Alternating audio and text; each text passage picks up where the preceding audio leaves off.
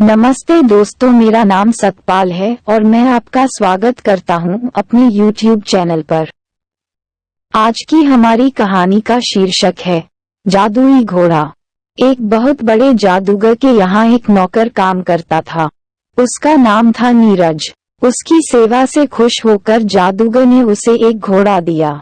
यह कोई मामूली घोड़ा नहीं था। उसके मुंह से चांदी के सिक्के झड़ते थे। नीरज बहुत खुश था।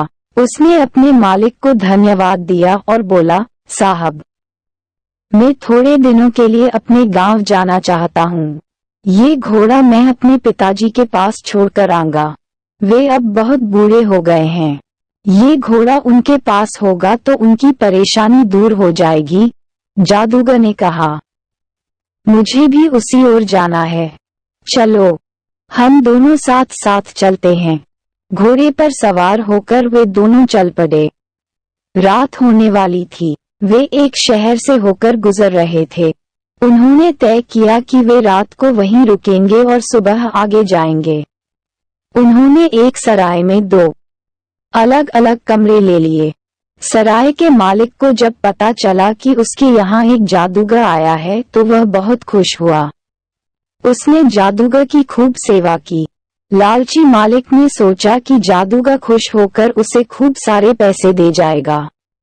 सराय के मालिक की सेवा से खुश होकर जादूगर ने उसे भी एक घोड़ा दिया, बिल्कुल वैसा ही जैसा कि नीरज के पास था। सराय के मालिक को बहुत गुस्सा आया। उसने मन ही मन सोचा, कंजूस जादूगर ने दिया भी तो घोड़ा, मैं इसका क्या करूंगा। लेकिन उसने जादूगर से कुछ नहीं कहा।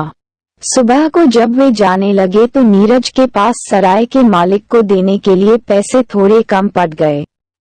उसने सराय के मालिक से कहा, 1 मिनट ठहरिए, मैं अभी आता हूँ।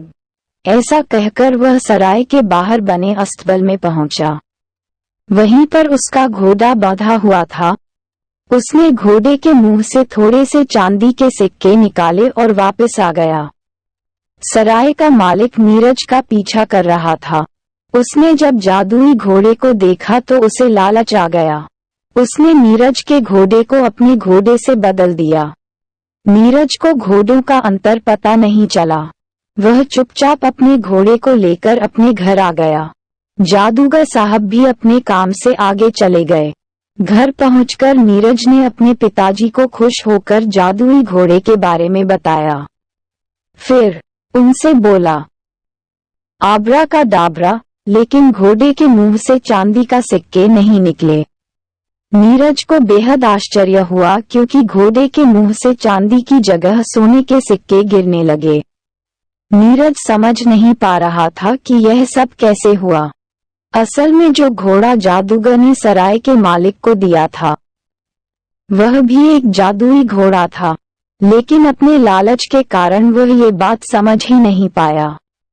उधर सराय के मालिक ने घोड़े से चांदी के सिक्के निकालने चाहे, लेकिन उसके लालच के कारण उसका घोड़ा एक साधारण घोड़ा बन गया था। सराय का मालिक चोरी करके भी पछताता ही रह गया। दूसरी ओर नीरज और उसके पिता अपने नए घोड़े के साथ खुश थे। Thanks for watching.